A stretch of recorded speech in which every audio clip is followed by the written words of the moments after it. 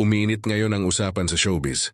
Matapos kumalat ang balitang umano'y, may isang kilalang aktres na personal na nakiusap kay Coco Martin para mabigyan ng pagkakataong makasama sa inaabangang proyekto na Sigabo. Ayon sa ilang source, direkta raw itong lumapit sa aktor-direktor upang ipahayag ang matinding interes na maging bahagi ng serye, bagay na agad naging usap-usapan online.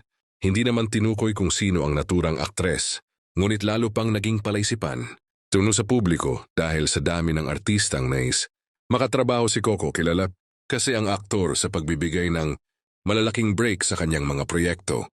Kaya hindi na rin nakapagtataka kung may mga gustong makisama sa kanyang team. Para sa iba, isa itong patunay kung gaano kalakas ang hatak ng kanyang pangalan sa industriya.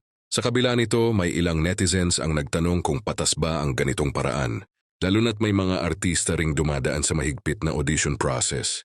Para sa kanila, mas nararapat pa rin ang patas na labanan pagdating sa pagkuha ng roles. Ngunit may mga dumedepensa rin na nagsasabing normal lamang sa showbiz ang paglapit o pagre-reach out kung nais mong makuha ang isang proyekto. Dagdag pa rito, patuloy ang paglabas ng iba't ibang espekulasyon kung sino ang aktres na tinutukoy.